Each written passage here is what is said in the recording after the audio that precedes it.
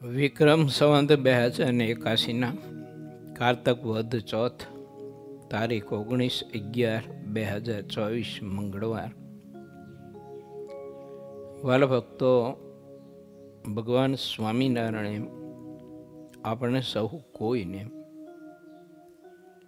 ગઢડા પ્રથમ પ્રકરણના 61ના વચનાવતના આધારે બહુ જ અદ્ભુત સદવિચાર આપ્યો છે. પરમાત્માની મૂર્તિની ઉપાસના વિના કોઈ વાતની સિદ્ધિ નથી. માટે પરમાત્માની ઉપાસના એવી દૃઢ ને પક્વ કરવી કે ચાહે તેવા દેશકાળ વિપરીત હોય અને ચાહે તેવી પરિસ્થિતિ બધી વિપરીત હોય, પણ ભગવાનના સ્વરૂપની વિશે આપણને ક્યારેય પણ કોઈ પ્રકારનો સંશય ન થાય. એવી ભગવાનની શુદ્ધ ઉપાસના દૃઢ કરીને ભગવાનના ભક્તે રાખવી. કેમ? તો દેશકાળ બદલાતા રહે છે, શરીરની અવસ્થાઓ બદલાતી રહે છે, સમય પણ બદલાતો રહે છે, સંગ દોષ પણ બદલાતા રહે છે.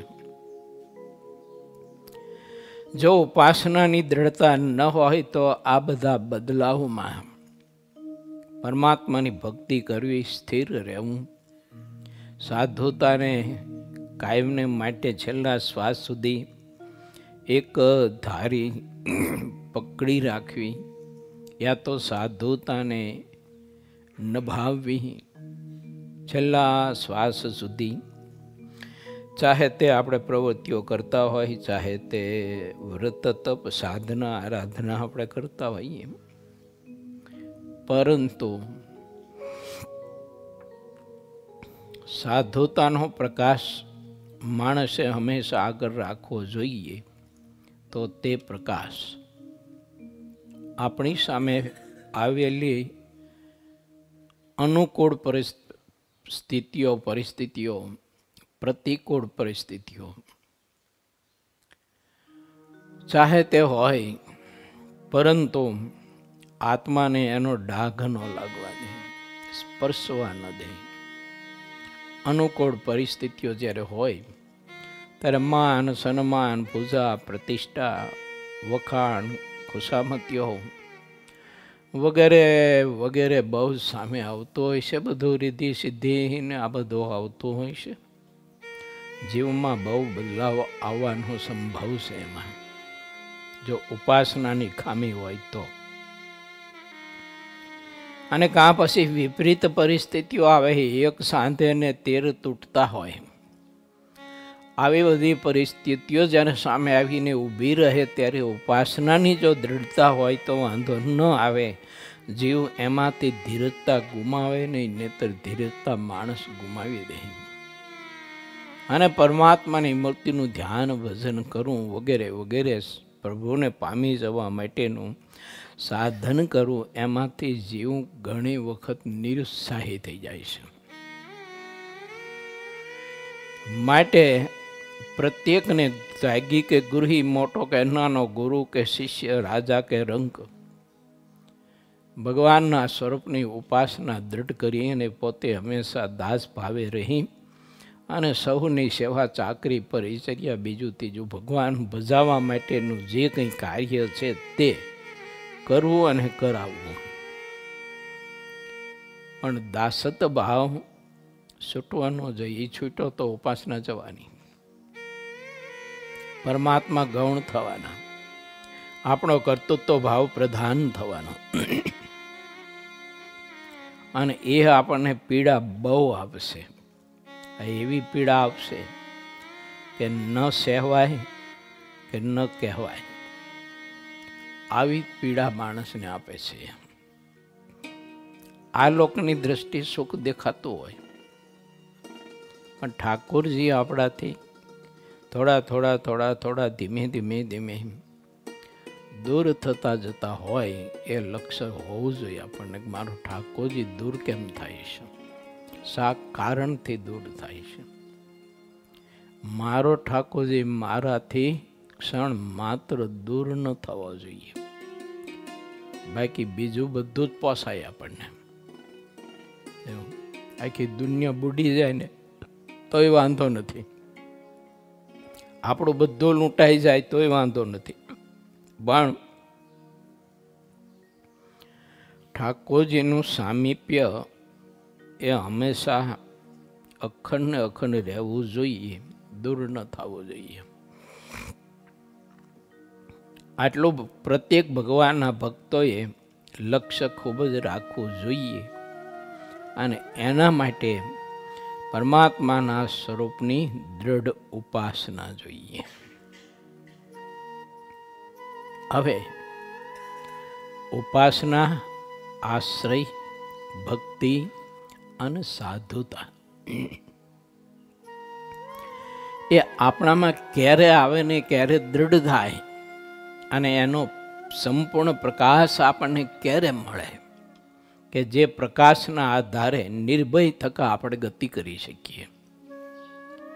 કે રસ્તામાં આવતા ગમે તેવા ભય હોય તોય પણ એ ભય આપણને સતાવે નહીં, કોઈ પણ આવરણ એને સતાવે નહીં. એના માટે શું જરૂરી છે? તો એ ભગવાન સ્વામિનારાયણ આપણને સહુ કોઈને પ્રથમ પ્રકરણના 62ના વચનામૃતમાં બતાવશે કે આટલા ગુણ તમે ગ્રહણ કરજો, આટલા ગુણ તમે ધારજો.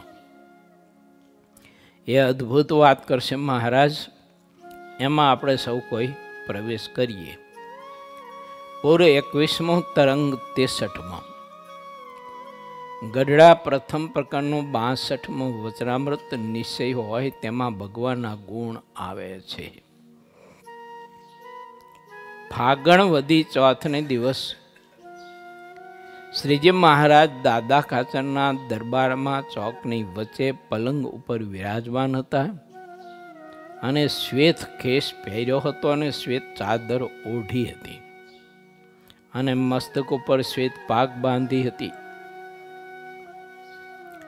પાગની ઉપર શ્વેત ફૂલના હાર હતા, શ્વેત પુષ્પના તોરા વિરાજમાન હતા અને મુખારવિંદની આગળ મુનિ તથા દેશ દેશના હરિભક્તોની સભા ભરાઈને બેઠી હતી. પછી સ્વયં પ્રકાશાનંદ સ્વામીએ શ્રીહરિને પૂછ્યું કે શ્રીમદ ભાગવતના પ્રથમ સ્કંદના 16મા અધ્યાયમાં કહ્યું છે કે સત્યમ, શૌચમ, દયા, શાંતિ, ત્યાગ, સંતોષ, આર્જવમ, સમો, દમ, તપ, સામ્યમ, તિતિક્ષો, પરિતિ, શ્રુતમ, જ્ઞાનમ, વિરક્તિ, ઐશ્વર્ય, શૌર્ય, તેજો, બલમ, સ્મૃતિ, સ્વાતંત્ર્યમ, કૌશલમ, કાંતિધૈર્યમ, માર્દવ, મેવચ્ચ, પ્રાગલ્ભ્યમ, પ્રશ્રય, શીલમ, સહ, ઓજો, બલમ, ભગ, ગાંભીર્ય, સ્થૈર્યમ, આસ્તિક્યમ, કીર્તિમાનો, અહંકૃતિ. આ 39 કલ્યાણકારી ગુણ પરમાત્માના બતાવ્યા છે. ભાગવતમાં ભગવાન વ્યાસજીની કલમે લખાયા છે. પ્રથમ સ્કંદના 16મા અધ્યાયમાં લખાણા છે. સત્ય, શૌચ, દયા, શાંતિ ઇત્યાદિ 39 કલ્યાણકારી ગુણો છે. તે ભગવાનના સ્વરૂપમાં નિરંતર રહ્યા છે. એ 39 ગુણ સંતમાં કઈ રીતે આવે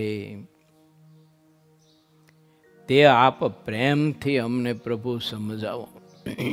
આવું સ્વયં પ્રકાશાનંદ સ્વામીએ મહારાજને પ્રશ્ન પૂછી અને આપણા સૌ કોઈના કલ્યાણનું હિત ઈચ્છું છે. પછી શ્રીજી મહારાજ મુનિ પ્રત્યે બોલ્યા, જે તે ગુણ સંતમાં આવવાનું કારણ હું કહું છું. જેને ભગવાનના સ્વરૂપનો જ્યારે યથાર્થ નિશ્ચય થાય છે ત્યારે તે સંતમાં ભગવાનના જેટલા કલ્યાણકારી ગુણ છે તે બધા જ આવે છે. તે નિશ્ચય કેવો હોય? તો હવે અમે કહીએ છીએ જે ભગવાનને ક્યારે કાળ જેવા ન જાણે, કર્મ જેવા ક્યારે ન જાણે, સ્વભાવ જેવા ક્યારે ન માને, માયા જેવા ન માને, પુરુષ જેવા ન જાણે. આ જેટલા કહ્યા તે સર્વ થકી ભગવાનને જુદા કહેતા વિલક્ષણ જાણે, તથા એ સર્વેના નિયંતા જાણે ને સર્વના કરતા જાણે, અને કરતા થકા પણ નિર્લેપ છે એમ તે સંત ભગવાનને યથાર્થ જાણે.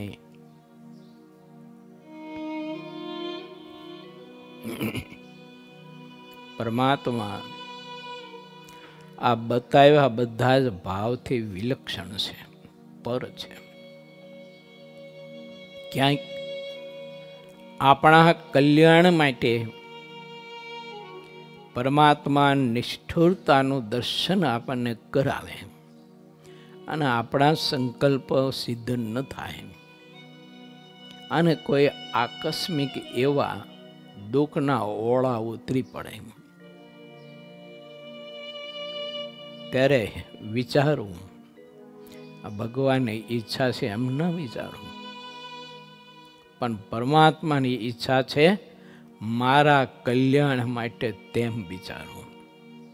જો તો કાળ જેવા ન જાણ્યા કહેવાય. જો એમ ન જાણે તો પરમાત્માને પણ કાળ જેવા જાણ્યા કહેવાય, તો નિષ્ઠુર જાણ્યા કહેવાય. પરમાત્મા નિષ્ઠુર નથી, કાળ જેવા નથી.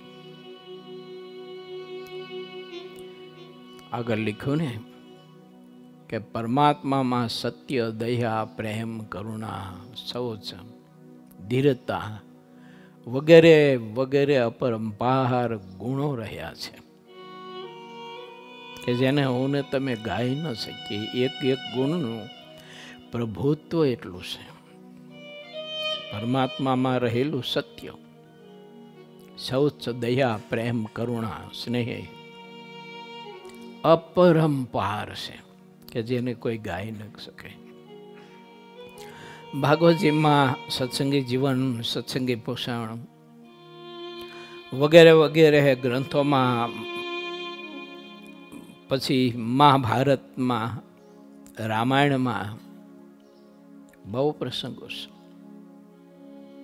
કે પરમાત્મા એ પોતાના આશ્રિતને કે જે મોક્ષ ઈચ્છે છે, પોતાનો ઈચ્છે છે ને બીજાનો મોક્ષ ઈચ્છે છે, પોતાનું ઈચ્છે છે ને બીજાનું સુખ ઈચ્છે છે, બીજાના દુઃખે દુઃખીઓ જે આત્મા થતો હોય ને બીજાના સુખે સુખીઓ આત્મા થતો હોય, એવો કોઈ પણ આત્મા શરણાગત હોય, પછી એનું શત્રુ હોય તો ભલે, મિત્ર હોય તો ભલે, પરમાત્માનું ભૂંડું કરનારો જીવ હોય તોય ભલે, પરંતુ શરણે આવ્યો, આશ્રય આવ્યો એટલે પરમાત્મા એને એટલો બધો પ્રેમ આપે છે, એટલો બધો પ્રેમ આપે છે, ખબર નહીં. પૂતનાને માં જશોદાની સાથે ગતિ આપી, એને આવી તી મારવા, પણ ઠાકોરજી એને મારી નહીં પણ તારી. એને જશોદાની સાથે એને ગતિ આપી. કેવો પ્રેમ, કેટલો સ્નેહ પરમાત્મામાં. ગોપીઓ, નંદ, યશોદા, વસુદેવ, દેવકી, ધર્મદેવ કે પછી ભક્તિ માતા કે છપૈયા વાસી બહેનો કે ઘનશ્યામના સખાઓ, જે ઘનશ્યામ પ્રેમ આપતો એને કોઈ માપી ન શીખા. એવો પ્રેમ આપ્યો, નિર્દોષ પ્રેમ આપ્યો, ગાઢ પ્રેમ આપ્યો.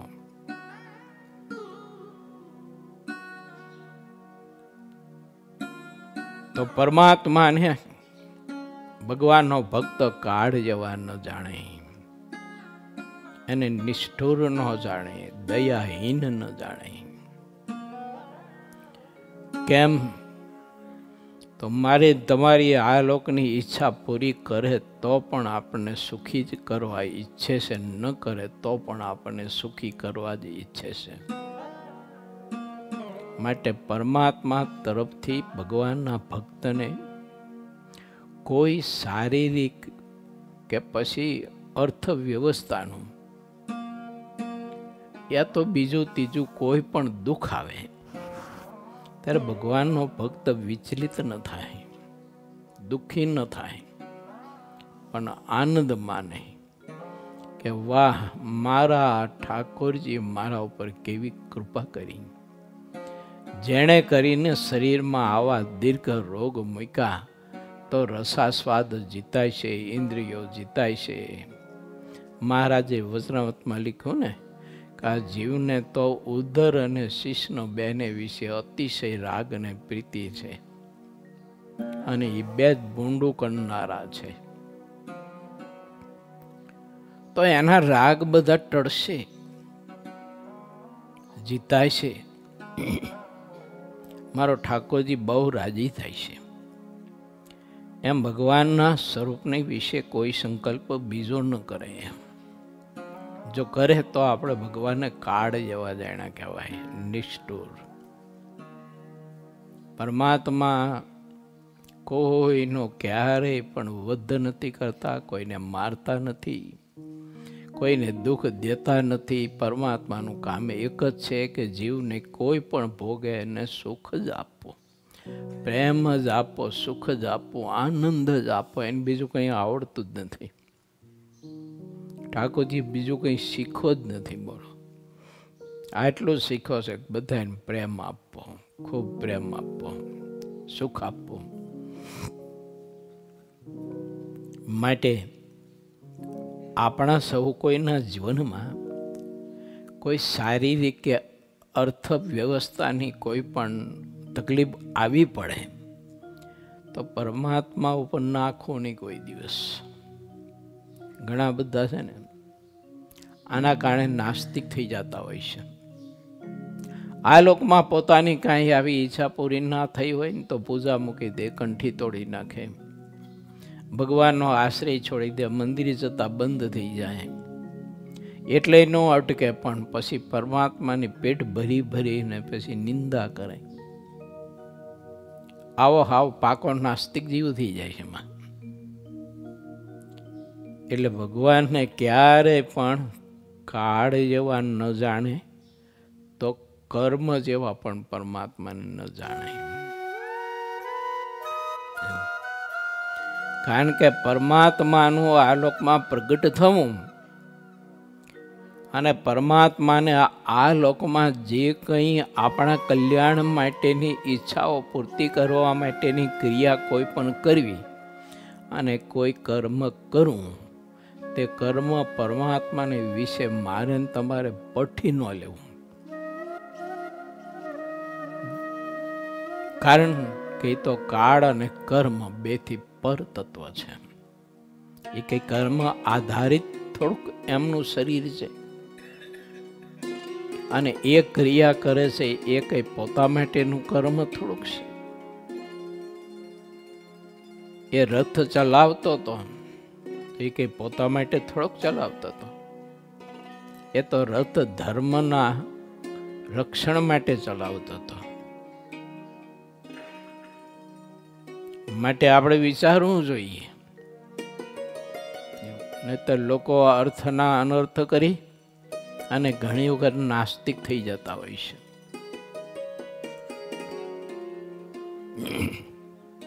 માટે પરમાત્માને કર્મ જેવા પણ ન જાણવા, કે એમના પ્રારબ્ધને કારણે પરમાત્માનો દેહ છે એમ ન માનવું કદી પણ. એનો આશ્રય સ્વીકારનારને જો પ્રારબ્ધ નથી રહેતું, એના આશ્રય સ્વીકારનારને કર્મ નથી રહેતું, તો પછી એને ક્યાંથી હોય? માટે પરમાત્માના સ્વરૂપને યથાર્થ સમજવા માટે ભગવાનના ભક્તોએ આ બધા શાસ્ત્રોના આધારે અને તે શાસ્ત્રનું રહસ્ય જે સત્પુરુષના હૃદયમાં પરમાત્માએ પૂર્યું હોય એ સત્પુરુષ થકી શાસ્ત્રના બધા રહસ્ય સમજવા. આપણી બુદ્ધિથી સમજવા જઈએ ને તો બધું જ આપણે ઊંધું મારીએ. એવું કર્મ જેવા ન જાણવા, સ્વભાવ જેવા ન જાણવા. વચનામૃતમાં મહારાજે બતાવ્યું કે ભગવાનને જ્યારે પોતા જેવા સ્વભાવે યુક્ત જાણે છે ત્યારે પરમાત્માની વિશે પણ અનેક વિધ સંકલ્પ થાય છે કે આ ભગવાન કહેવાય છે. પણ વિવેક તો કોઈ પ્રકારનો છે જ નહીં, કે બેસતાય નથી આવડતું, ખાતા પીતાય નથી આવડતું. બીજાને દેશે તો વિવેક વગરનું દેશે. કોઈને આપે તો અઢળક આપે, કોઈને ના આપે તો એને કશું એક પુષ્પની પાંદડી ન આપે. ઇત્યાદિ પરમાત્માને સ્વભાવ જેવા જાણે છે માણસ. એ સ્વભાવ નથી પરમાત્માનો, એ સ્વાભાવિક છે, સહજ છે. એનામાં પ્રેમ, દયા ને કરુણા, વૈરાગ્ય ને ત્યાગ એ તો સ્વાભાવિક છે. એની પાસે કોઈ પણ ગમે તે આવ્યો હોય ચીજ વસ્તુ પદાર્થ તો તુરત જ એ ગમે તેને બાટી દે, આપી દે. એને એવું નથી કે આને આપું ને આને ના આપું, આને ટોપલો ભરીને સોના મોરો આપી અને આને 2 સોનો મોરો આપી, આને ટોપલો ભરીને પેંડા આપી દેવા, આને ટોપલો ભરીને કેરીના ફળ આપી દેવા, આને એક જ કેરીનું ફળ આપવું, એવું એને નથી. એ સ્વભાવ નથી એનો. પરમાત્માને વિશે એવું ન મનાય આપણે કોઈ દિવસ. આપણને આપ્યું ન આપ્યું એમાં જો પરમાત્માને આપણે સ્વભાવ જેવા જાણશું કે ભગવાન તો જો કેટલો પંક્તિ ભેદ કરે છે. 2 દ્રષ્ટિ છે. હરિભાઈને હાર પહેરાવ્યો, મને ન પહેરાવ્યો. જયંતિભાઈને ફળનો ટોપલો આખો આપી દીધો, મને એકેય ફળ ન આપ્યું. મહારાજનો સ્વભાવ તો જો, મહારાજને વાલા દોયલા કેવું પણ કેવું છે, એનામાં એ નથી. એને તો શત્રુ પ્રત્યે પણ પ્રેમ ને કરુણા છે. તો ભક્ત પ્રત્યે વાયલા દોયલા પણ તો કેમ હોય એને?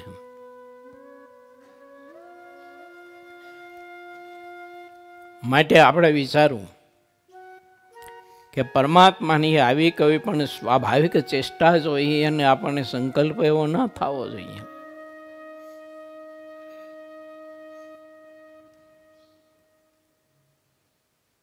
થોડા દિવસ પોતાના મિત્રને પોતાને ઘેર રાખે, પોતાના કિંમતી કપડાં પિતાંબર શીખે, પહેરવા આપે. સોનાના તાસમાં એના ચરણ પધરાવીને અભિષેક કરી અને મસ્તક ઉપર જળ ચડાવે. સારા સારા ભોજન કરાવીને મીઠી મીઠી બધી જ વાતો કરે. સાંદીપી ઋષિના આશ્રમમાં બાલ્યકાળના સ્મરણોને વાગોળે બંને મિત્રો ભેળા બેઠા બેઠા અંગો અંગ ચોડી ચોડી અને ભગવાન પોતે સંયમ સ્નાન કરાવે. અને પોરબંદર જવા માટેની રજા માગે ત્યારે કૃષ્ણ એવું કહે કે સુદામા, ઓલું મારું પિતાંબર પાછું આપી દો મને. આ તમારી ફાટેલ ટોટેલ ધોતરી પહેરી લો. મારી ઓલી સોનાની ગીડી પાછી આપી દો. અને આ તમારી વાંકી ચૂંકી ગાંઠો વાળી લાકડી લઈ લો. જાઓ સુદામા, પોરબંદર જેવા આવ્યા હતા એવા ને એવા કપડાં પહેરાવીને કૃષ્ણ એને પોરબંદર જવા માટે વરોટાવે. શું આ સંતની દ્રષ્ટિએ છે? ત્યારે સુદામાને સંકલ્પ સુધા નથી થયો. પરમાત્માને સ્વભાવ જેવા ન જાણે તો પ્રભુના ગુણ આવશે આપણામાં. પરમાત્માના કલ્યાણકારી ગુણ જો 39 બધા આવ્યા, તે જો આપણે સિદ્ધ કરવા હોય, પ્રાપ્ત કરવા હોય, તો પરમાત્માના કોઈ પણ ચરિત્ર કે કોઈ પણ ચેષ્ટા એની એમાં મને તમને એનો સ્વભાવ ન જણાવવો જોઈએ. કોઈ હશે દ્વારિકામાં બીજા, કોઈ સંકલ્પ થયા હશે, શાસ્ત્રમાં લખાણું હોય કે ના લખાણું હોય, થયા હોય કે ના થયા હોય. આપણે તો અંદાજ કરીએ કે કોઈને થયા હોય કે આટલી સોનાની દ્વારિકા, આટલી બધી ધન સંપત્તિ, જેની પાસે કોઈ સમૃદ્ધિનો પાર નહીં, અને પોતાના મિત્ર સાથે આટલો બધો પ્રેમ સ્નેહ, અને એને આપેલું પિતાંબર એ ઉતારી લે. એક પિતાંબર જેવી વસ્તુ પણ, એક કપડા જેવી વસ્તુ પણ પાછી લઈ લે. કૃષ્ણને કેટલો લોભ છે, એમ કેવો સ્વભાવ છે કૃષ્ણનો, સ્વાર્થી. હશે કોઈને સંકલ્પ થયો હશે, કેમ સ્વભાવ જેવા જાણે તો થઈ શકે. માટે વિચારવું, જ્યાં જ્યાં એવા પ્રકરણ પરમાત્માના આપણે શાસ્ત્રના ગ્રંથમાંથી વાંચતા હોય, તો એમાં ક્યારેય આપણે સંકલ્પો સુદ્ધા થવો ન જોઈએ.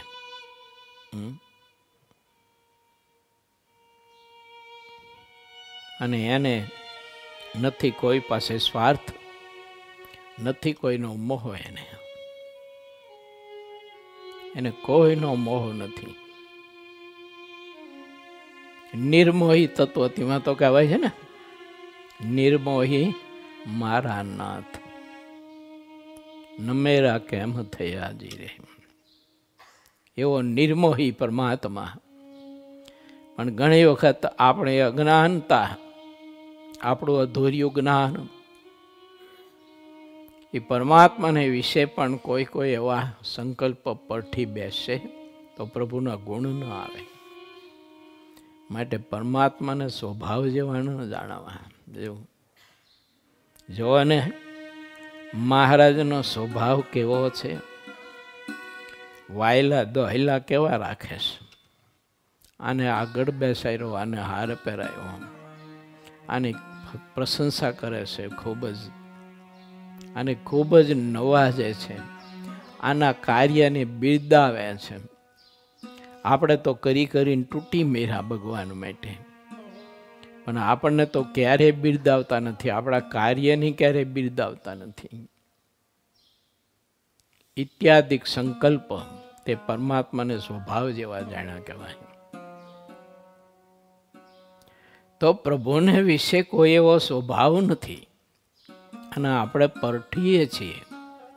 માટે પરમાત્માના ગુણ આપણામાં આવતા નથી, અને પરમાત્માના ગુણ નહીં આવવાના અભાવે ઘણી બધી ઊંચાઈએ માણસ સાધના તપસ્યા કરી અને ત્યાગ વૈરાગના આધારે પહોંચ્યો હોય, અને ઘણી બધી ઊંચાઈના શિખરો સર કર્યા હોય, તો એ દ્રષ્ટિ તો એની ગીધની જેમ બહુ જ નીચી હોય છે.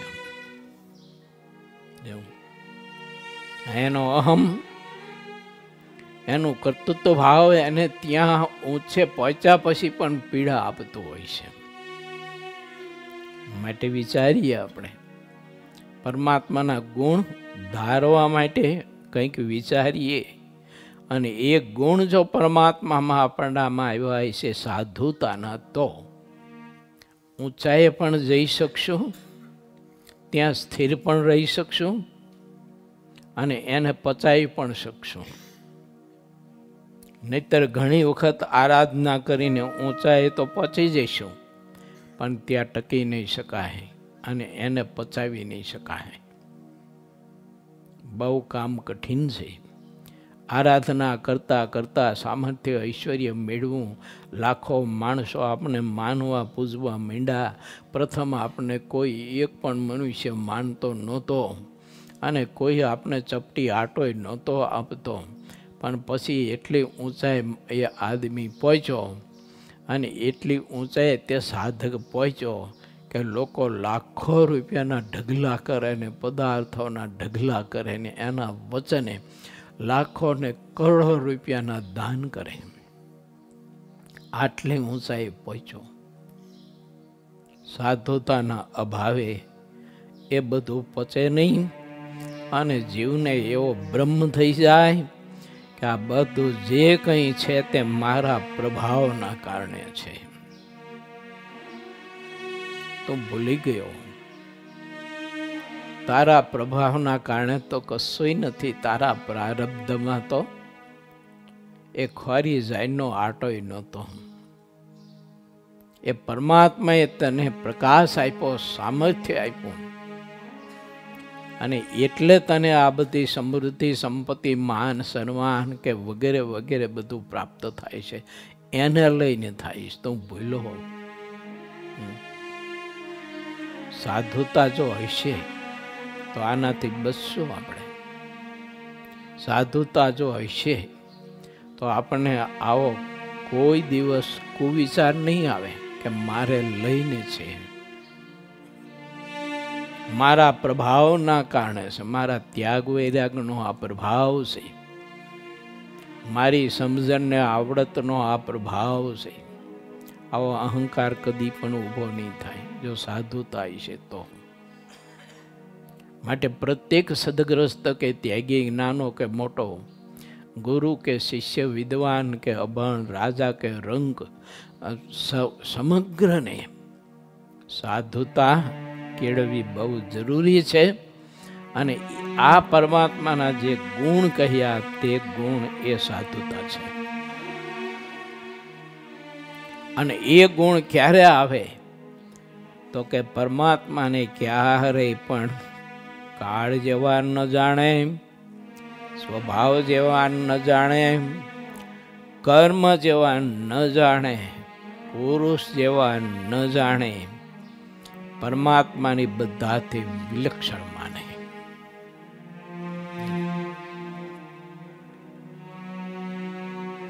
તો ભગવાનનો યથાર્થ નિશ્ચય કહેવાય. અને યથાર્થ જેને નિશ્ચય થયો તેનામાં કલ્યાણકારી પરમાત્માના ગુણ બધા આવિર્ભાવ પામે છે. એવી રીતે પ્રત્યક્ષ ભગવાનના સ્વરૂપનો નિશ્ચય કર્યો હોય તો તેનું ચિત્ત ક્યારેય કોઈ રીતે ડગે નહીં. તે ગમે તેવા ભિન્ન ભિન્ન પ્રકારના ગ્રંથો સાંભળે અને ચાહે તેવા મતવાદીની વાત સાંભળે, વળી પોતાનું અંતકરણ ગમે તેવા કુતર્ક કરે તો પણ ક્યારેય તેને ભગવાનના સ્વરૂપમાં ડગમગાટ થાય નહીં. એવી રીતનો જેને ભગવાનના સ્વરૂપનો અનુપમ નિશ્ચય હોય તેવા સંતને ભગવાન સંગાથે સંબંધ થયો કહેવાય. માટે જેને જેની સાથે સંબંધ થયો હોય તેમાં તેના ગુણ સહેજે આવે છે. જો એમાં એને બળ નથી કરવું પડતું, પુરુષાર્થ નથી કરવો પડતો. ઘણીવાર ઘણું બધું બળ ને પુરુષાર્થ કરવા છતાંય પણ એ ગુણ નથી આવતા. ઘણી જગ્યાએ જોવા મળે આપણને એમ બહુ પુરુષાર્થ થતો હોય, બળજબરીઓ બહુ થતી હોય, ગુણ આપવા માટે, સુધારવા માટે, સદગ્રસ્તોમાં કે ત્યાગાશ્રમમાં દીકરા દીકરીઓ હોય કે પછી શિષ્યો હોય તો એનામાં ગુણ નાખવા માટે, સુધારવા માટે, આ એને આદર્શ ભક્ત બનાવવા માટે કે આદર્શ માનવ બનાવવા માટે ઘણો પ્રયત્ન થતો હોય છે. તેમ છતાં એનામાં ગુણ નથી આવતા કોઈ બળજબરીથી. અને ઘણી વખત એવું પણ દર્શન કરવા મળે છે કે એ પ્રકારનો કોઈ સંસ્કાર ન હોય તેમ છતાંય સહજ એનામાં ગુણ આવતા હોય છે. એ પરંપરાઓથી આપણને જોવા મળે. ઘણા બધા પરિવારો એવા હોય છે કે એની સાથ સાથ આઠ પેઢી સુધીનું આપણે વિચારીએ ને તો એની સાથ સાથ આઠ પેઢી સુધીનું આપણને જોવા મળતું હોય છે.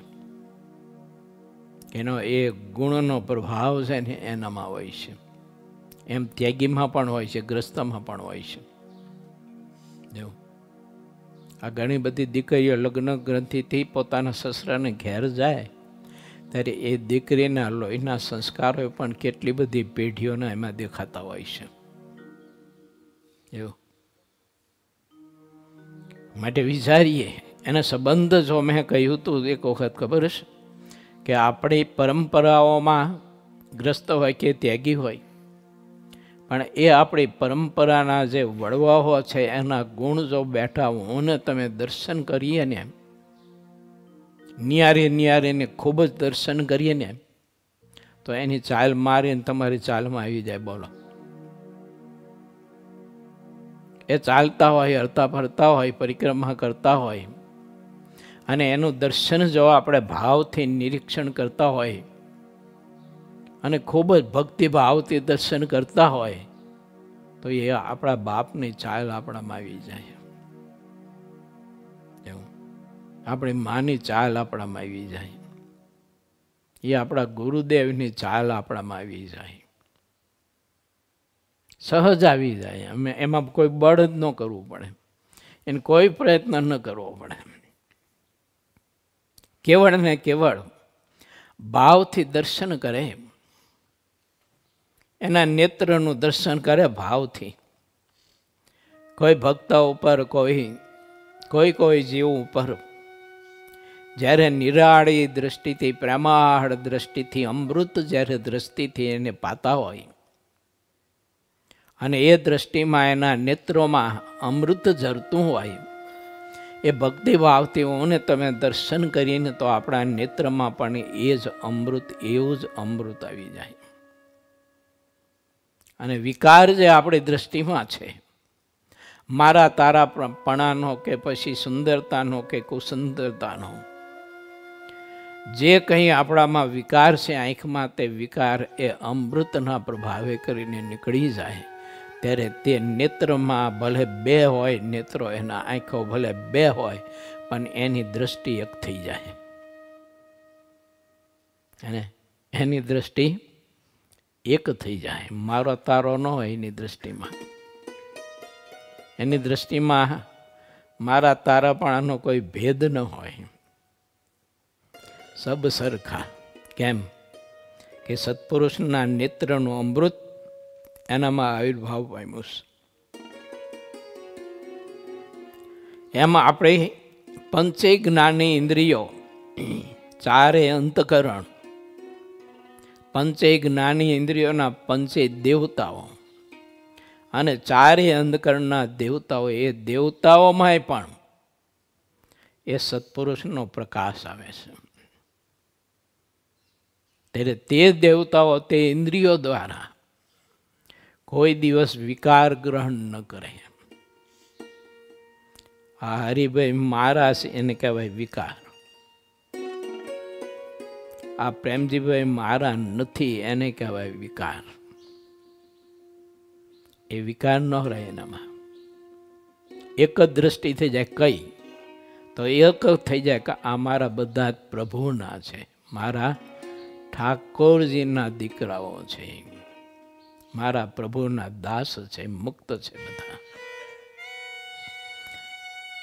આંખમાંથી મારા તારાપણાનો, મનુષ્ય ભાવનો, આ લોકોનો વિકાર, એ સંતના નેત્રમાં રહેલો અમૃત આપણામાં જ્યારે આવે ને ત્યારે એને કાઢી નાખે. પહેલાં જમાનામાં એવું હતું કે આંખો આવી હોય ને છોકરાને ત્યારે ચીમણનું ભણ ભરતા અને ખૂબ લઢી અને ઝીણી કરે, જાડા કપડાથી ગાળે, પછી પાવડર નખ ઉપર ચડાવી અને આંખમાં ભરતા, બાણ ભરતા. તો એ ચીમડ વનસ્પતિ આવે છે, નાની નાની પાતળી શીંગું થાય, એમાં એના બી હોય, બહુ પાતળા, ઓલા ગવારના શીંગના બી હોય ને એવા બી પાતળા હોય. અને એનું ભણ ભરતા એટલે ગરમી બધી છે ને એ પાવડર ચૂસી લે, એટલે આંખો તરત મટી જાય એને. એમ સંતના નેત્રમાં રહેલું અમૃત એ મારા તમારા નેત્રમાં જ્યારે ભણ ભરાય ને ત્યારે આપણા નેત્રમાં રહેલો વિકાર, એ વિકારની ગરમી બધી દૂર કરે અને એને ઠંડક આપી દે. કોઈને જોવે ને ત્યારે એનું હૃદય આમ દર્શન કરતાની સાથે, નિહાળતાની સાથે એના હૃદયમાં એને સાતા વળે કે ઓહો, મને મારા ઠાકોરજીનો મુક્ત મેળવો, મારા ઠાકોરજીનો ભક્ત મને મેળવો. મારું કેવું ભાગ્ય કે મને મારા ઠાકોરજીના ભક્તનું દર્શન થયું. એવી ઠંડક હૃદયમાં એને વળે, એને નેત્રમાંથી વિકાર બધો વયો જાય. મને તમને હજી ક્યાં એનું મૂલ્ય જતું સમજવા માટે પ્રયત્ન ક્યાં કર્યો છે કે સંતના નેત્રમાં અમૃત કેવું હોય. ચંદ્રમાંય નથી એવું અમૃત. તો કેમ? તો કે ચંદ્રમાંય અમૃત એવું કેમ નથી? તો એવું નથી એનું કારણ છે, ભાગવતજીમાં ભગવાન વ્યાસજીએ બતાવ્યું છે કે ચંદ્રમા એ પણ દેવોના ગુરુ બૃહસ્પતિ એની પત્ની તારા એનું હરણ કર્યું છે. વિકાર છે એમાં. અમૃત ચંદ્રમા ને 18 વનસ્પતિનું પોષણ કરે ને, પણ સંત નેત્રમાં જે અમૃત છે એ અમૃત તો ચંદ્રમામાં નથી. અને જો એમાં એ અમૃતમાં જો વિકાર ન હોત તો બૃહસ્પતિની પત્ની તારાનું હરણ કરવા માટે ન આવ્યા હોય ચંદ્ર. ભગવાન વ્યાસજીની કલમે લખાણેલી કથા સાતો એને માટે સંતના નેત્રમાં જે અમૃત છે ને પરમાત્માએ જે આપણને આપ્યું છે એનું મૂલ્ય ઘણી વખત આપણે નથી સમજી શકતા. પરિણામે એનામાં રહેલા જે પરમાત્માના ગુણ, તે ગુણ આપણે પ્રાપ્ત નથી કરી શકતા. ન પૂરા એવી મહા મોટી ખોટી જાય છે નહીં. મહારાજે પ્રથમના 78માં દહરાનંદ સ્વામીના પ્રશ્નથી આ સંદર્ભ મહારાજે થોડોક બતાવ્યો હશે. મહારાજને પ્રશ્ન કર્યો કે મહારાજ, પરમાત્માના કલ્યાણકારી 30 ગુણ સંતમાં હોય તે મુમુક્ષુ કેમ સમજે તો એનામાં આવે? તો મહારાજ કે એને વિશે દેવની બુદ્ધિ રાખે અને ગુરુની બુદ્ધિ જો રાખે તો મહારાજ કે 30 ગુણ સંતના એનામાં આવે. અને એ 30 ગુણ સંતના મારા તમારામાં આવ્યા એટલે આત્મા થઈ ગયો બ્રહ્મરૂપ ને નિર્વિકાર ને નિર્વિકલ્પ સ્થિતિને પામી ગયો આત્મા. જો બધા ભાવથી પર થઈ જાય.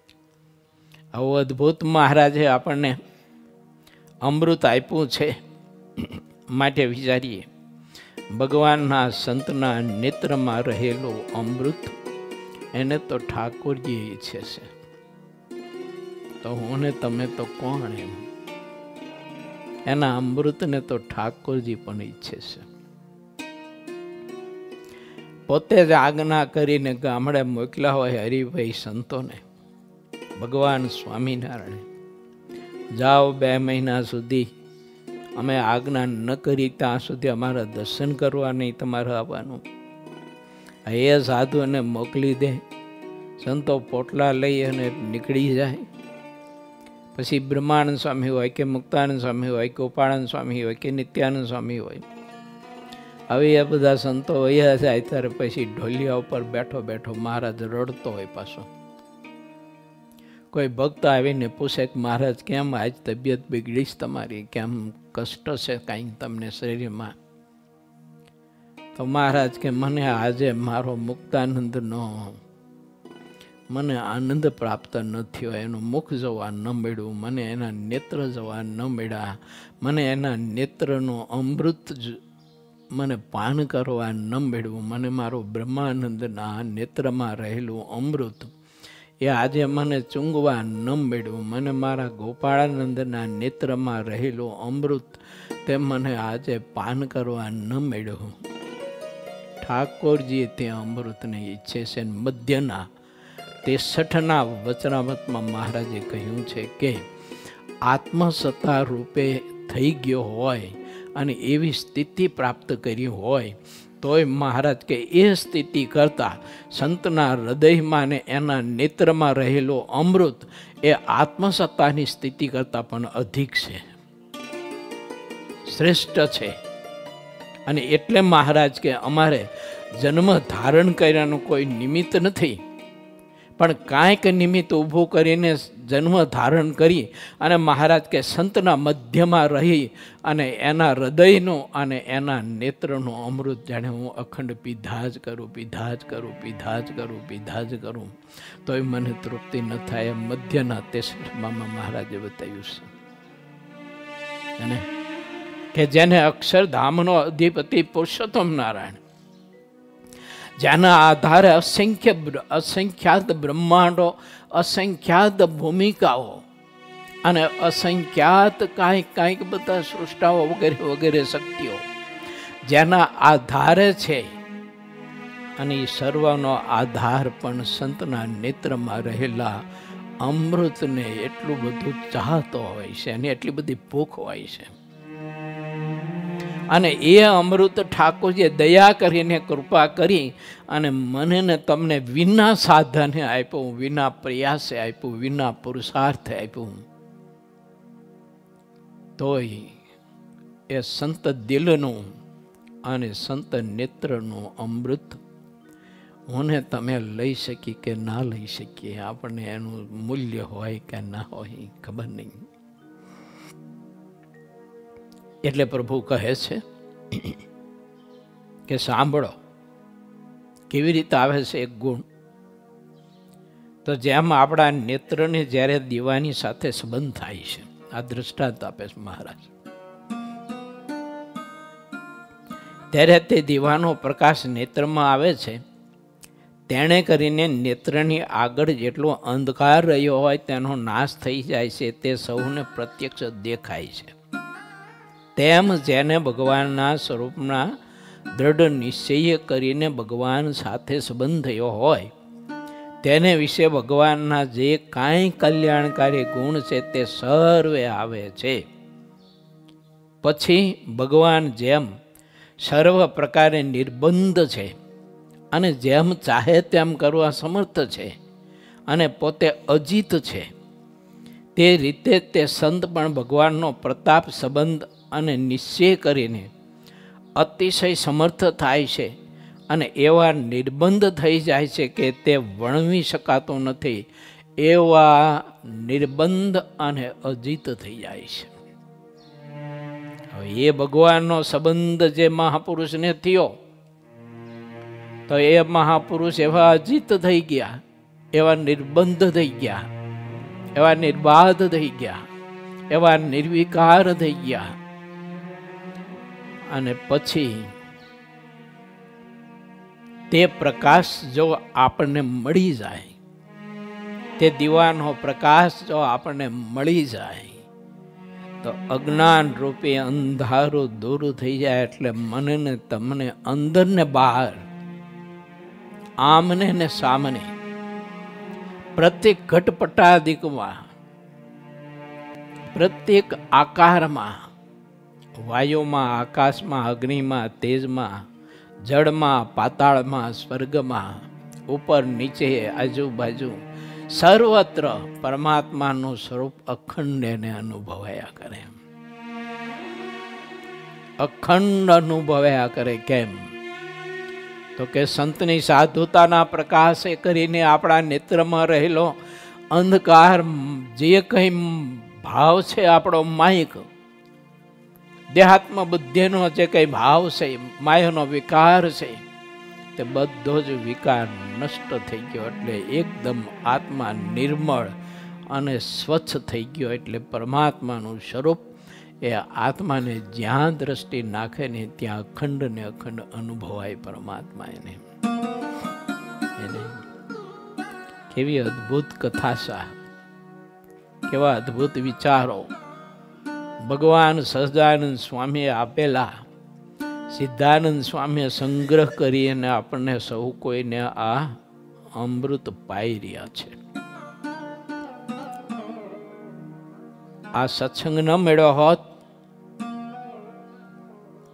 આ સાધુ, આ હરિભક્ત, આ સ્થાન ના મળ્યું હોત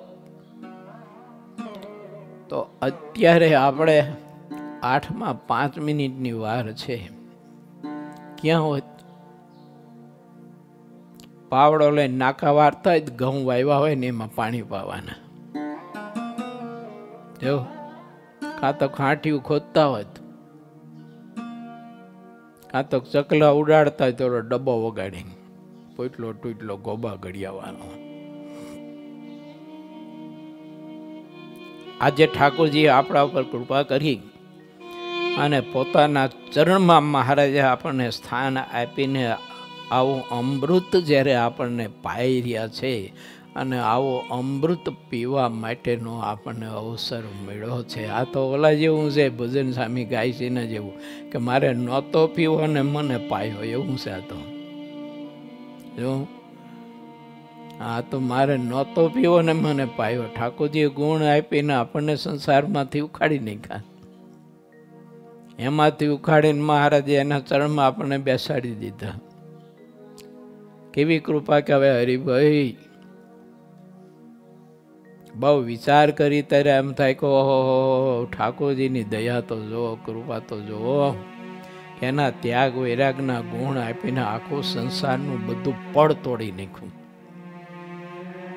સગા સંબંધીના સ્નેહના બધા પડ તોડી નાખ્યા. કે જે સગા સંબંધી સ્નેહીઓના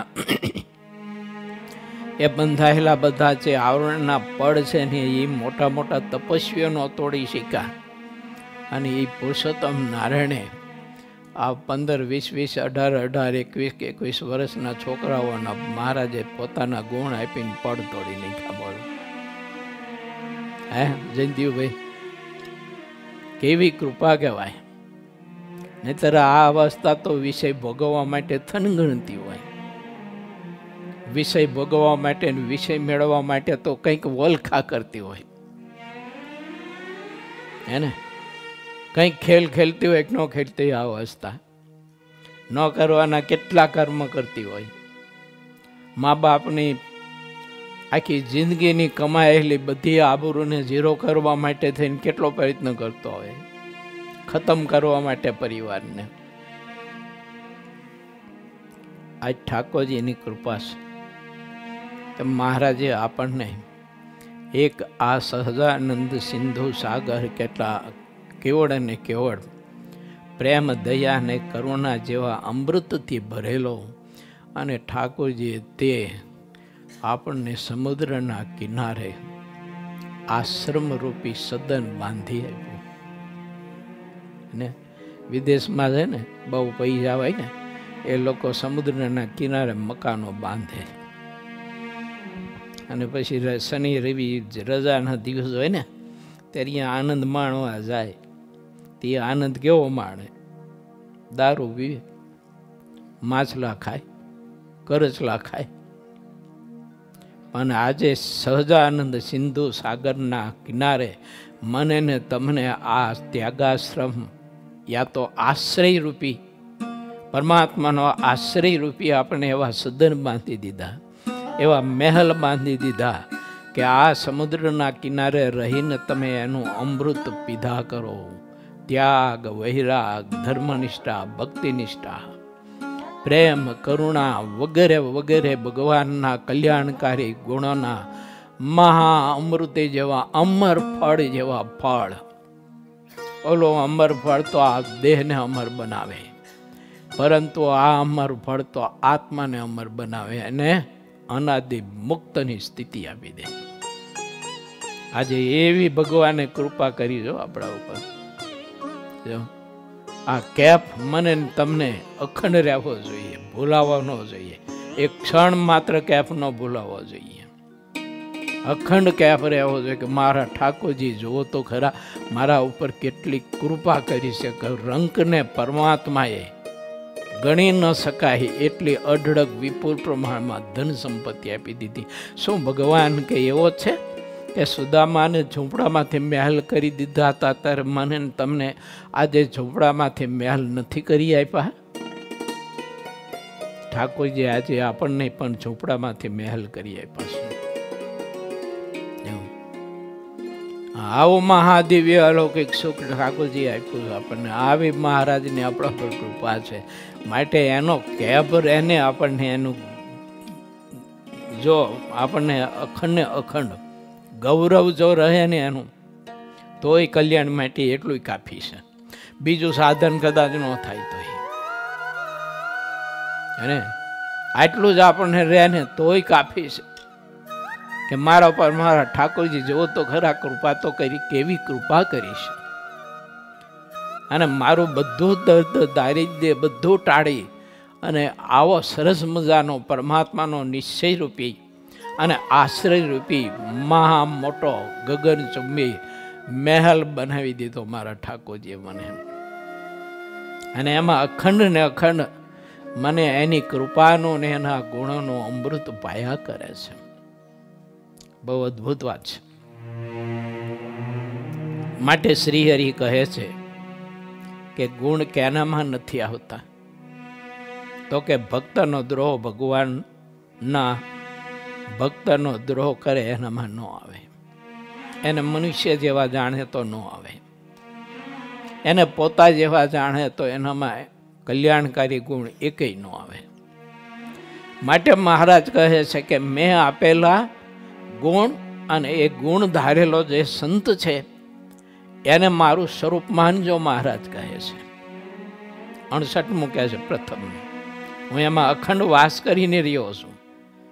એને તમારા જેવા ન જાણતા, મનુષ્ય ન જાણતા.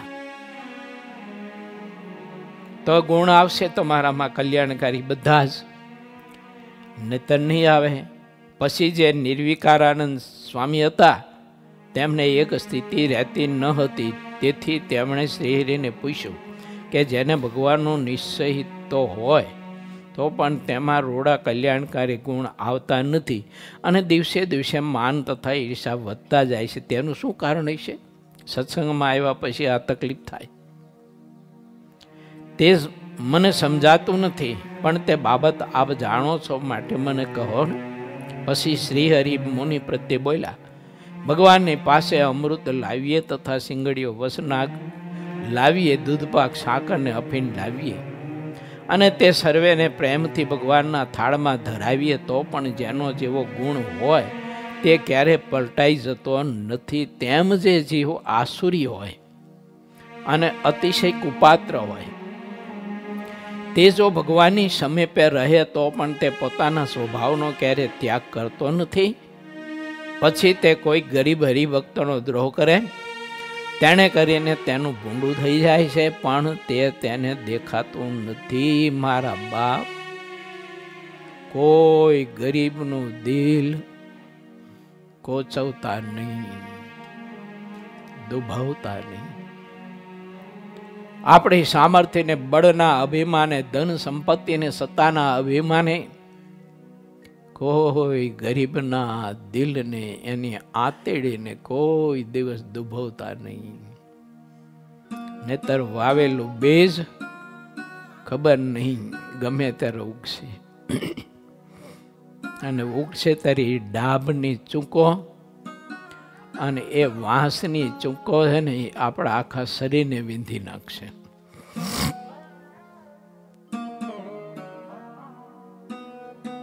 એટલે પિતા ભીષ્મજીએ કહ્યું છે